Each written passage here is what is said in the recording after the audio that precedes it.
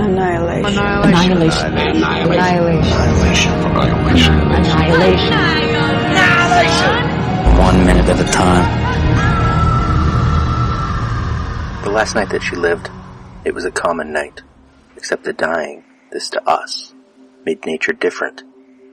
We noticed smallest things overlooked before, by this great light upon our minds, italicized, as it were. As we went out and in, between her final room and rooms where those to be alive tomorrow were a blame. That others could exist, while she must finish quite, a jealousy for her arose, so nearly infinite. We waited while she passed. It was a narrow time, too jostled were our souls to speak. At length the notice came. She mentioned and forgot, then lightly as a reed, bent to the water, struggled scarce, consented, and was dead. And we placed the hair, and drew the head erect, and then an awful leisure was, belief to regulate. Emily Dickinson, The Last Night That She Lived. Jeannie Vanasco explains in the New Yorker, 24th March 2011, quote, "In 1999, the artist Eduardo Cac encoded the beginning of the Bible into a strand of DNA and implanted it into a microbe, which he then subjected to ultraviolet irradiation to cause mutations in the text as the microbe reproduced and multiplied. Cac used the King James Version, which falls under public domain. His use is therefore legal, albeit potentially offensive to religious conservatives." In 2002, Pak Chung Wong and his team of scientists encoded the lyrics of one of the most performed songs on Earth, "It's a Small World After All," into the genome of one of the toughest bacteria on Earth, Deinococcus radiodurans. Walt Disney's songwriters wrote the song as a soundtrack for a cruise attraction benefiting UNICEF at the 1964 World's Fair. UNICEF asked Disney not to copyright the lyrics or tune. Disney respected the request, giving the song not only to the children of the world, but to electronic keyboards, ice cream trucks, and bacteria everywhere. In 2003, scientists of Icon Genetics enciphered a line from Virgil's Georgics, "Nec vero terrae vera omnes omnia possunt," neither can every soil bear every fruit, into a small flowering plant. It's a good thing they quoted the original Latin, which falls under public domain. The line reproduces itself during normal plant reproduction.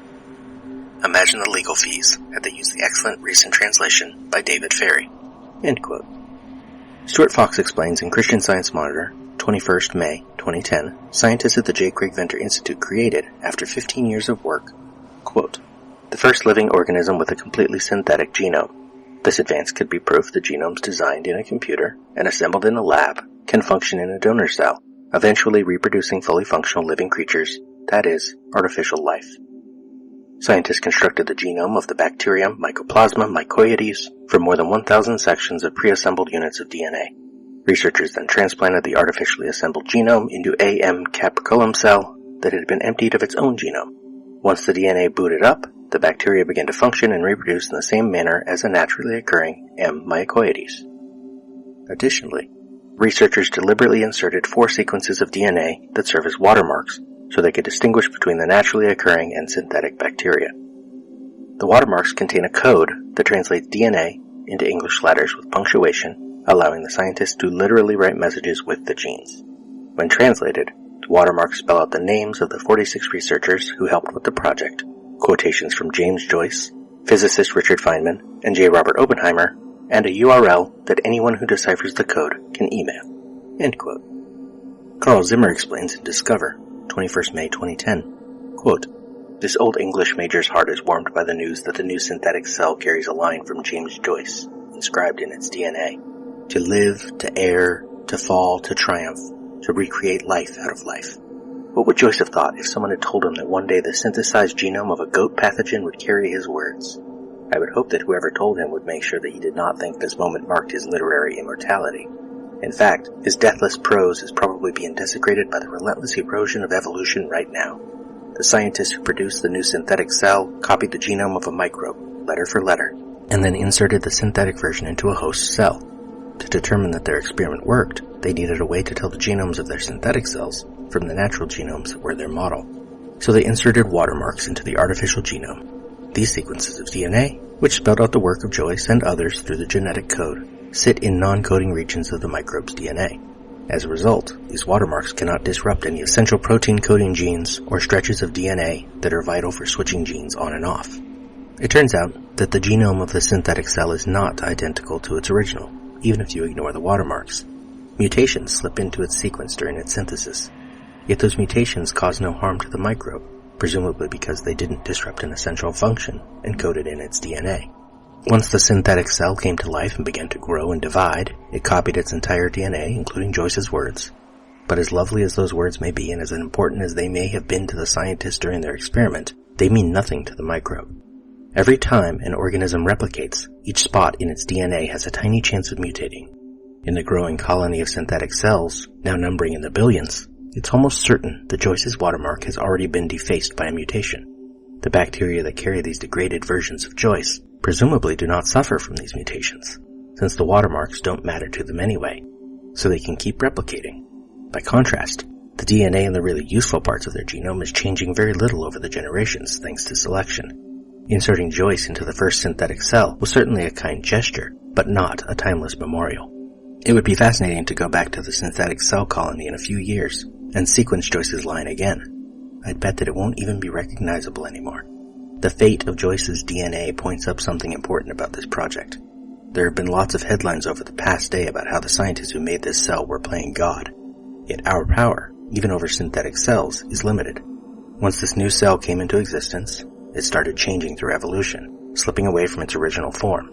In fact, evolution is the greatest enemy of all scientists who want to use synthetic biology to supply us with medicine, fuel, and other valuable things.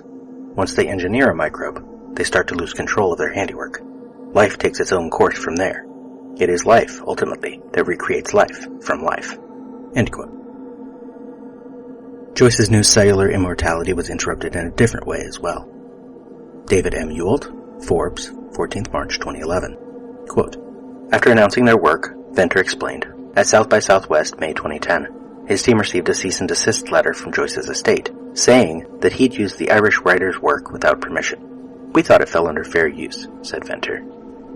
The synthetic DNA also included a quote from physicist Richard Feynman, what I cannot build, I cannot understand.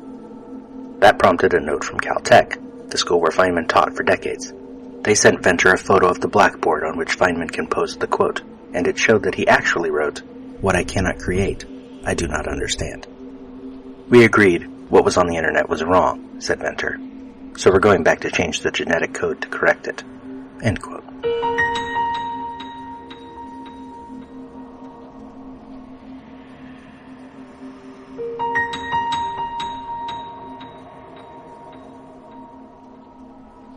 In Nature, 4th March 2009, Canadian poet Christian Book explained his intention to encode a poem into a cell, inspired by an essay by Pak Chung-Wong, who encoded It's a Small World After All into Deinococcus radiodurans, and an essay by Paul Davies, quote, an astrophysicist and exobiologist at Arizona State University in Phoenix. He speculated that the most efficient way for an alien civilization to make contact across stellar distances would be to send out robot emissaries to colonize the galaxy, then wait until a sentient civilization could discover them. He suggested that such machines already exist, living cells, so perhaps evidence of extraterrestrial communication is already embedded in the DNA of life. I thought, why wait around? Why not make them right now? So I set about seeing if it was technologically feasible to encode a poem as DNA. End quote. Regarding his planned poem, he explained then, quote, the poem can be most easily encoded by assigning a short, unique sequence of nucleotides to each letter of the alphabet, as Wong has done. But I want my poem to cause the organism to make a protein in response, a protein that also encodes a poem. I am striving to engineer a life form that becomes a durable archive for storing a poem, and a machine for writing a poem that can survive forever. My project is analogous to building a pyramid and then leaving undecipherable hieroglyphs all over it. Later civilizations may not understand the language, but its presence will testify to the enduring legacy of our own civilization. An alien readership, hundreds of thousands of years from now, might recognize that such tampering with an organism constitutes evidence of an advanced intelligence trying to communicate. I have to let the vocabulary, derived from my chosen cipher, determine what's possible for me to say based on all the constraints of making a functional sequence. I hope the poem won't be a decision so much as a discovery. Language is very robust. Even under duress, it finds a way to say something uncanny, if not sublime. Poets are always trying to write works that come alive, but I'm trying to write a poem that literally is a living thing." End quote. Not only did the poem go ahead, but Book published the Xenotext, Book 1, in 2015, detailing the process of its creation and offering new poetry limited in its vocabulary just as DNA is limited to its nucleotides. For example, a poem about bees using only 9-letter words beginning with the first letters of the elements in adenine, C5H5N5. Nurturant creatures, honeybees, nursemaid collected chemicals, cocooning nectarous honeydews, heartsome narcotics, cunningly harvested, numbingly hypnoidal.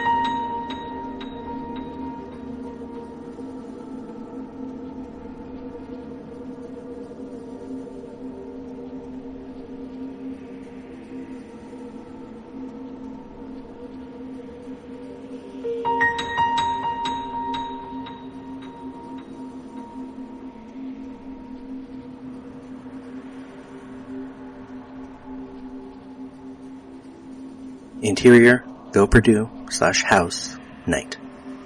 We left Lena leaning over her microscope. She has just poked with a scalpel her own left forearm, site of the mysterious bruises that seem to be transforming over time.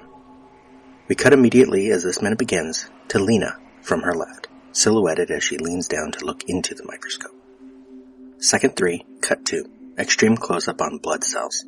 The script says the biconcave shape are clearly visible. The magnification increases, but we are already closer. One cell dominates the central third of the frame, red with darker patches and a glowing yellow corona, like the sun eclipsed by a red moon. The script says we see inside the translucent cell structure, where something is shimmering. In fact, we watch as the right side of the cell darkens, changes colors to blues and greens, and then divides from the redder left half. The red cell glows bulbous, cancerous lumps, as does the new cell, even as its center begins to redden to be closer to the original. Second 10, cut 2, Lena. From her left, but farther away than before. We can tell now, if we could not before, that she sits at the dining room table on the side opposite the kitchen. Kane's seat. She pushes away from the microscope. The script offers a more dramatic reaction. Blank-faced. Then she stands, walks past the apparently sleeping figures of Radek, Thornton, and Dr. Ventress. Interior, Villeperdu/house/kitchen, night. Lena enters the kitchen, goes directly to the sink, and quietly, with a minimum of fuss, throws up. When she has finished, she turns around, and sees Radek, standing at the kitchen door, looking at her. Radek, well? Lena, Your thesis is correct. Radek, what did you see? Lena, it's in me. Radek, it'll be in all of us. Lena, I imagine so. Radek exhales. Beat. Radek, do you think you can get any sleep? Lena doesn't answer. Radek continued. You should try.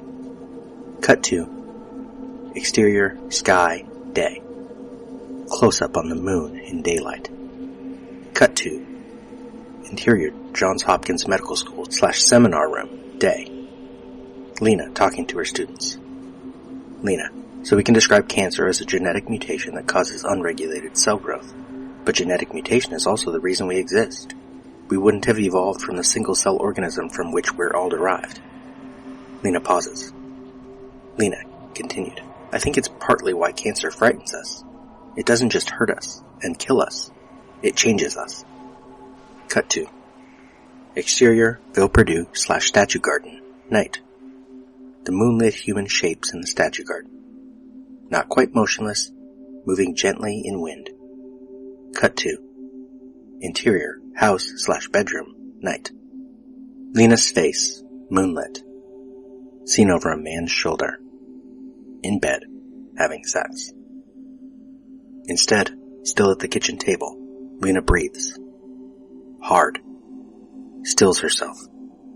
In second 18 we cut from Lena at the dining room table, left hand on the table, right hand in her lap, to Kane at the dining room table, right hand on the table, left hand in his lap. And I want the chair on the left to be knocked over like Lena got up quickly to call for help, and that was the chair that we saw on the kitchen floor when the women entered this house, which is an echo of that house. This fallen chair an echo of that fallen chair. But that chair is not fallen and the exact moment is unclear. Perhaps instead of after their conversation it is before. Minute 8. Or better yet, this is minute 9. 1 hour ago. Kane's hand is flat on the table. Minute 9 he flattened his hand on the table before attempting, and then failing, to answer Lena's questions about his mission. Regardless of when, Kane leans forward, like he has the same microscope Lena has. Second 24, we hear Lena breathing hard again, as we cut to interior, house / bedroom, night. Lena's bare back, and we have seen this very shot before, minute 30. Again, we cannot see the man beneath her, but maybe we remember that it is Daniel, not Kane. The editing of the shots is close to before, but not exact. Lena rocks forward and back, then we angle from the side. She rocks 2 more times when we angle on Daniel. It should be noted, as it was in minute 30, Lena and Daniel are framed separately. He is not visible in her shots, she is not visible in his. The movie has just offered us Lena in Kane's space at the kitchen table, but still keeps her and Daniel apart visually. Before, we cut from Daniel to the interior of the tent. This time we cut, second 38, to Lena. The script says, now sitting at her bedroom window, gazing out at the night sky over the suburban street. And let us return to DNA before the scene continues. The line from Joyce that J. Craig Venter and his colleagues encoded into Mycoplasma mycoides was, to live, to err, to fall, to triumph, to recreate life out of life. In the larger context of Chapter 4, the portrait of the artist as a young man, Stephen Daedalus has only recently returned home, and he reflects on his Greek namesake, the fabulous artificer who built himself wings to escape his imprisonment. And Stephen imagines creating proudly out of the freedom and power of his soul as the great artificer whose name he bore, a living thing, new and soaring and beautiful, impalpable, imperishable. Quote, he was alone, he was unheeded, happy and near to the wild heart of life. He was alone and young and willful and wild-hearted, alone amid the waste of wild air and brackish waters and the sea harvest of shells, and tangle and veiled grey sunlight and gay-clad, light-clad figures of children and girls and voices childish and girlish in the air. A girl stood before him in midstream, alone and still, gazing out to sea. She seemed like one whom magic had changed into the likeness of a strange and beautiful seabird. Her long, slender, bare legs were delicate as a crane's and pure, save where an emerald trail of seaweed had fashioned itself as a sign upon the flesh. Her thighs, fuller and soft-hued as ivory, were bared almost to the hips, where the white fringes of her drawers were like feathering of soft white down. Her skate-blue skirts were kilted boldly about her waist and dovetailed behind her. Her bosom was as a bird's, soft and slight and soft as the breast of some dark-plumaged dove. But her long fair hair was girlish and touched with the wonder of mortal beauty, her face.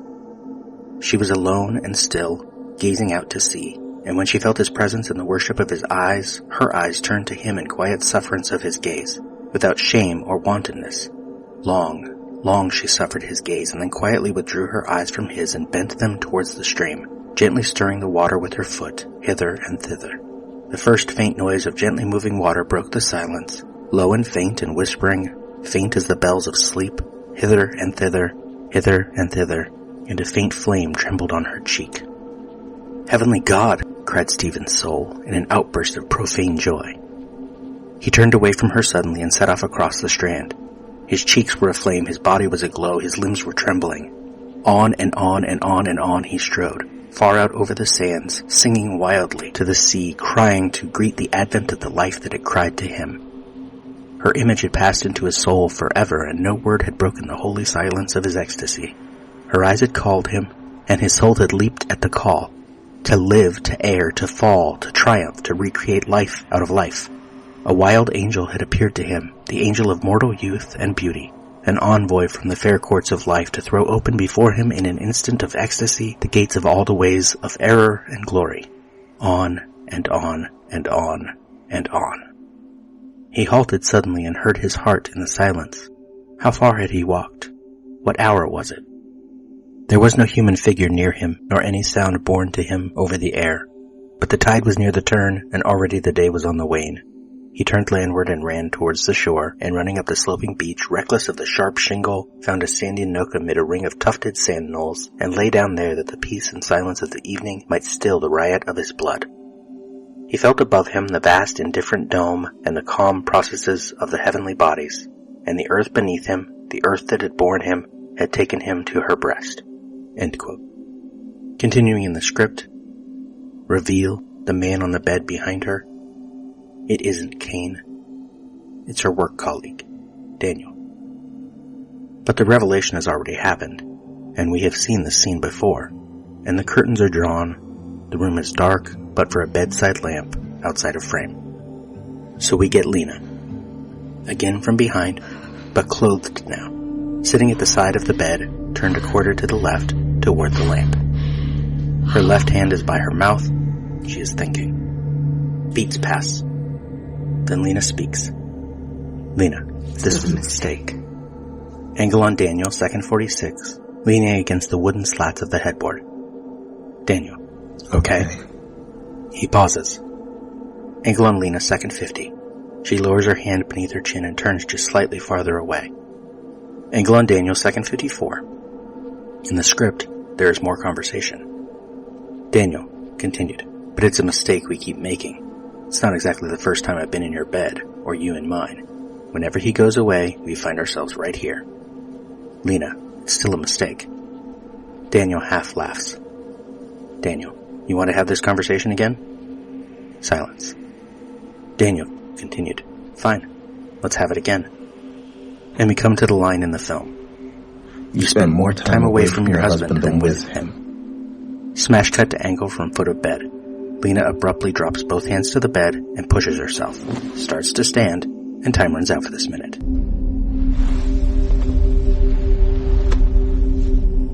We spoke. What was it we said?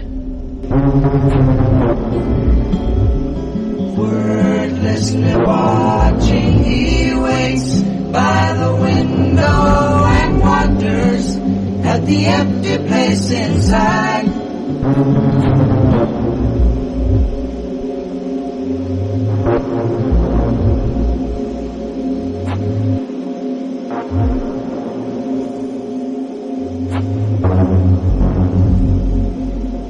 Annihilation is all we are.